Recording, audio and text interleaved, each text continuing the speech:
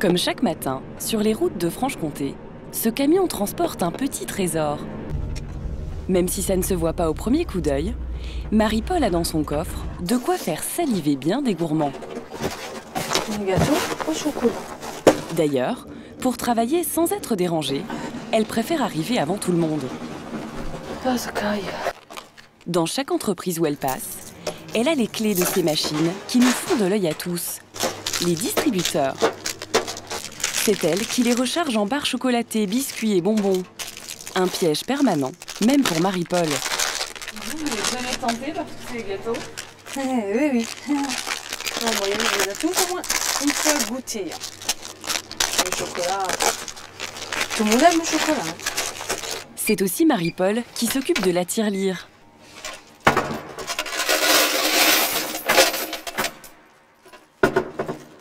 Elle ne compte pas tout de suite, mais elle sait que la somme est rondelette. Car qui n'a jamais craqué pour cette machine à tentation? C'est un péché mignon que peu d'entre nous avouent. Et pourtant, chaque fois qu'elle s'infiltre dans nos bureaux, difficile d'y résister.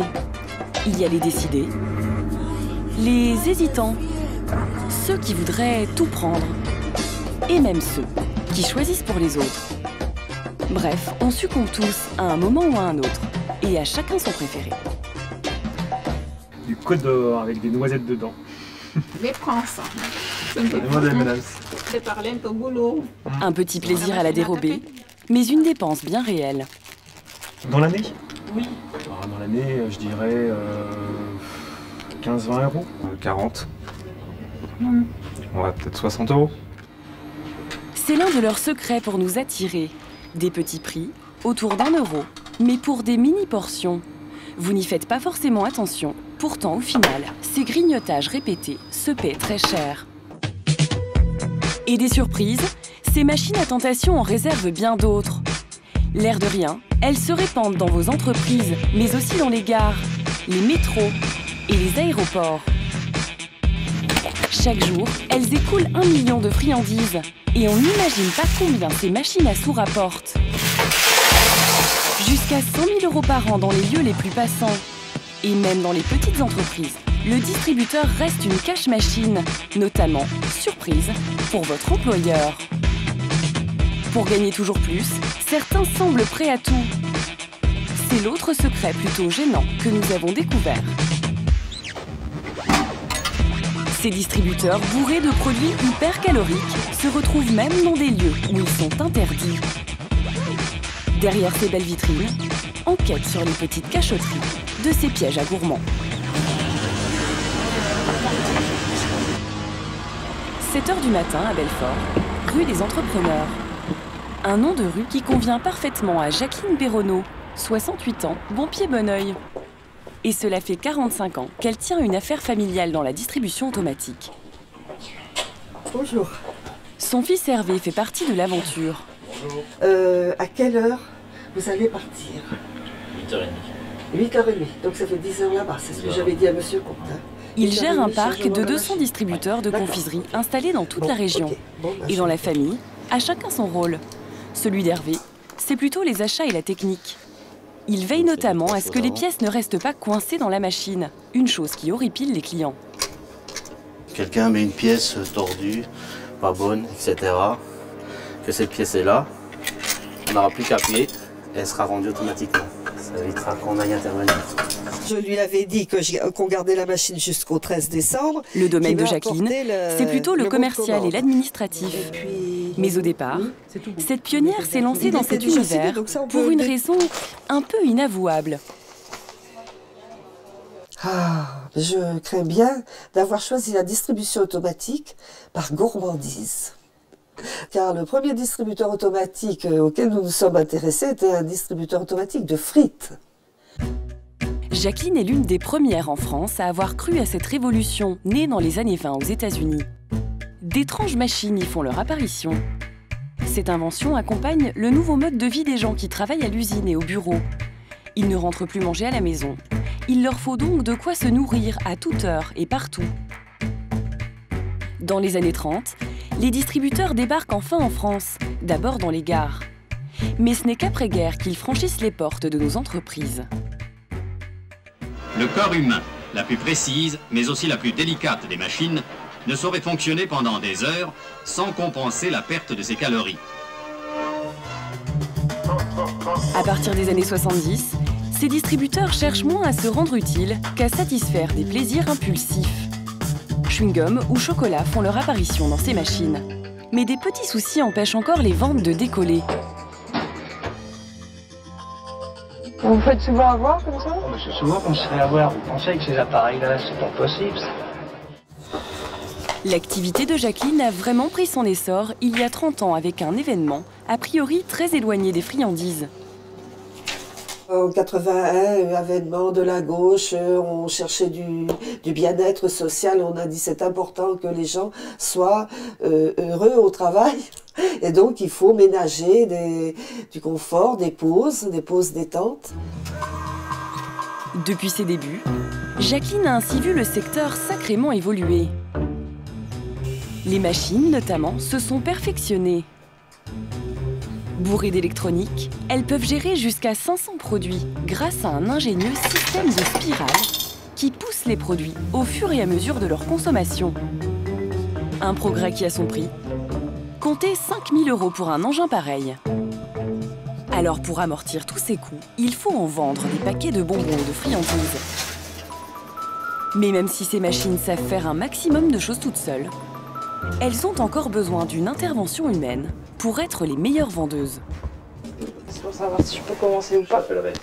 C'est l'autre mission de Marie-Paul pendant sa fameuse tournée du matin. Bon, on va y aller. Allons y aller.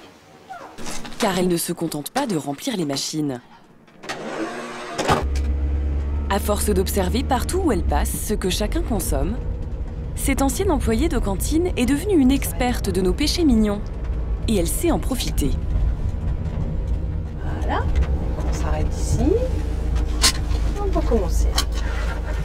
Dans cette usine de pièces détachées pour automobiles, il fait plutôt froid et le travail est physique. Marie-Paul a remarqué que les employés apprécient les produits qui tiennent au corps. Je sais que c'est un client qui aime bien tout ce qui est à base de chocolat. Donc on va privilégier les madeleines au chocolat, tout ce qui a du chocolat. Alors en bonne vendeuse, Marie-Paul va placer ce produit phare à un endroit stratégique.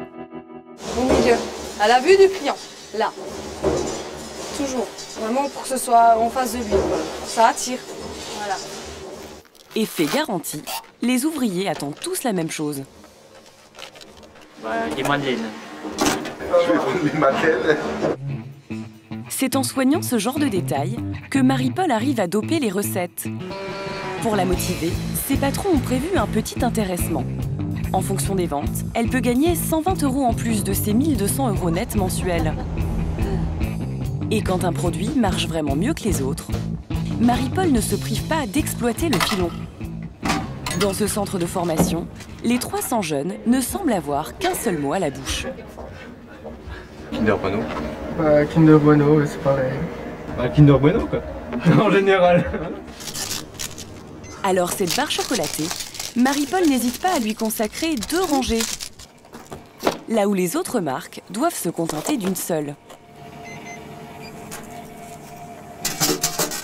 C'est avec ces petites astuces que le distributeur de friandises engrange un maximum de pièces. C'est une machine qui marche? Oui. Elle fonctionne bien, très bien.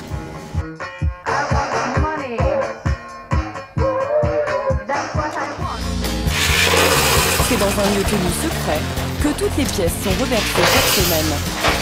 À regarder les gains de chaque distributeur, il ne faut pas de quoi être impressionné à première vue. Ici, pas tout à fait 63 €.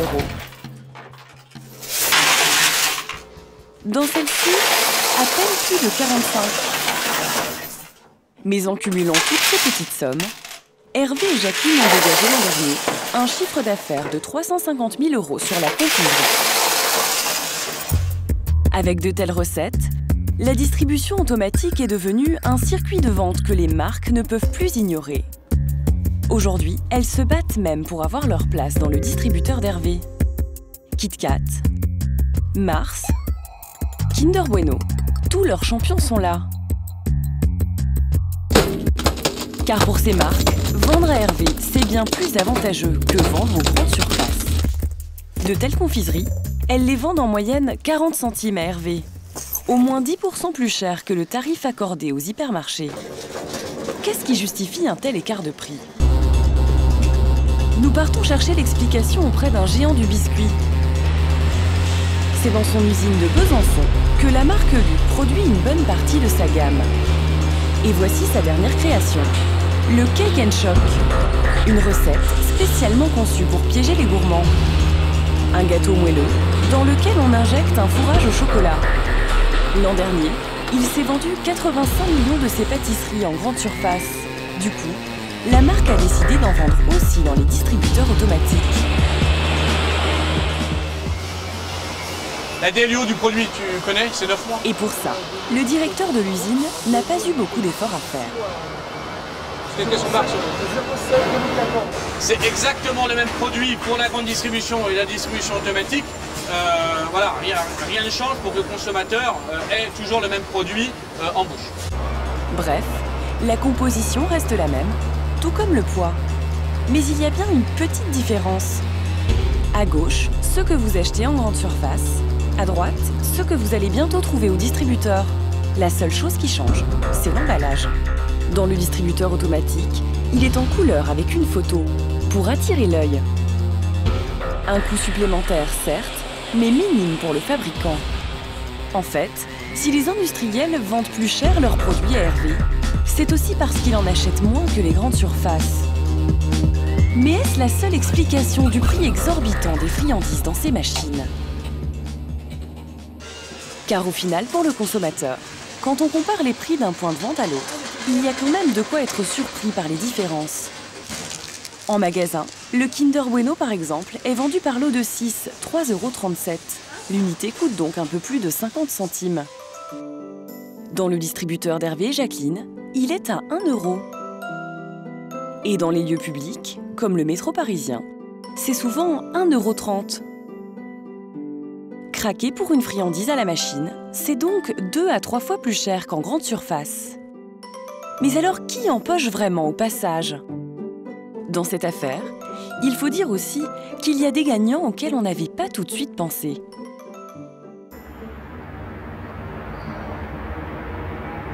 Et c'est lors d'une journée comme Hervé et sa maman les aiment que nous allons en faire la découverte. Ce matin-là, il s'apprête à signer un nouveau contrat. Il prévoit l'installation d'un distributeur de confiserie flambant neuf qu'Hervé a bichonné avant son grand départ. C'est le grand jour pour la machine, Hervé? Oui. Oui, son jour d'installation, toute prête, toute configurée. C'est parti.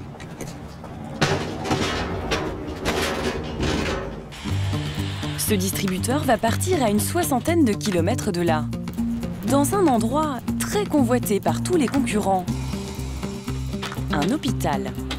Avec les gares et les aéroports, ce sont les points de vente les plus stratégiques. Il y a du trafic permanent, tous les jours de l'année. Les lieux publics sont capables de générer au quotidien 10 fois plus de recettes qu'une entreprise classique. Mais il y a une contrepartie. Pour occuper ces 2 mètres carrés, Jacqueline, la patronne, a dû négocier avec le directeur financier de l'hôpital. Bonjour monsieur. Voilà.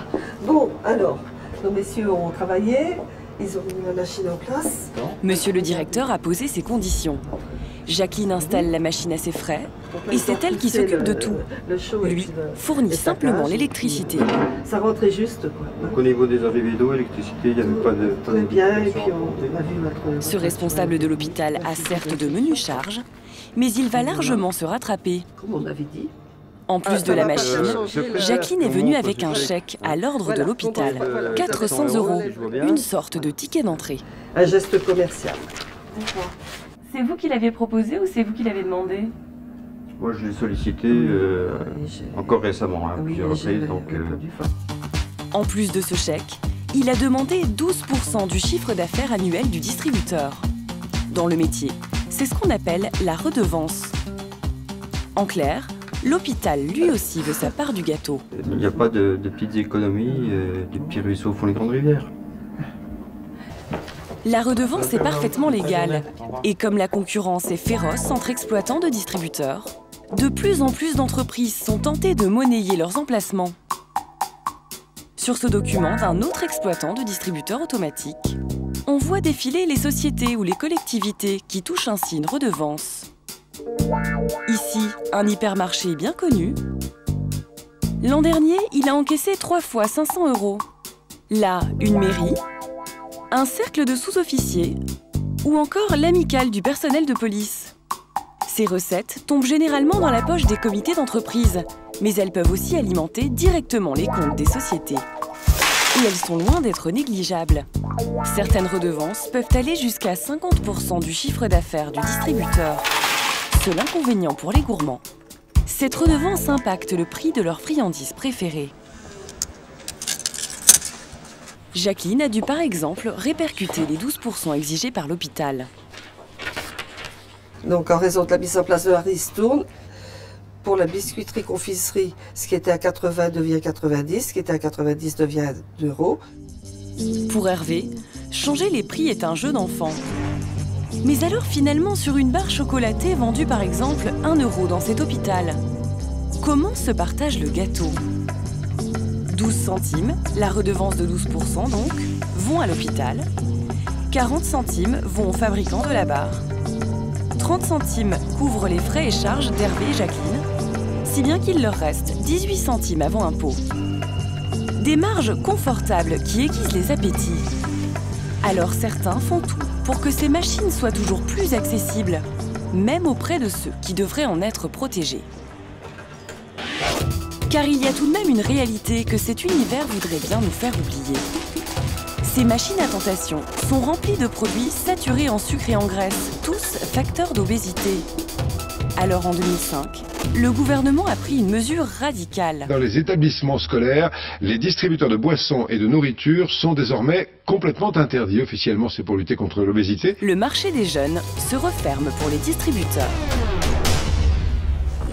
Une interdiction déjouée allègrement par certains, comme ici à Angoulême. Jean-Pierre Lafont y est un commerçant heureux. Il est 11h30, il s'assure que ses équipes sont prêtes pour faire face à la ruée quotidienne dans son snack. Donc le rush là, ça va arriver là? Ouais, moins 5, là ils vont tous sortir. Jean-Pierre s'attend à une arrivée massive de clients. Pour l'instant, ils sont encore en cours, dans ce lycée. Pour attirer les jeunes, il a installé 6 distributeurs automatiques de boissons et de friandises, juste en face. Et il les a même décorés pour son public. Comme on est à proximité d'un lycée, d'un collège, j'ai mis cette vignette-là parce que par rapport aux ados, c'est l'amour, le couple, l'amour. Voilà. Ensuite, ça, on est quand même dans un lieu d'enseignement avec les ados, etc., l'acné, etc., etc. Et mais c'est surtout l'argent de poche de ces ados qui l'intéresse.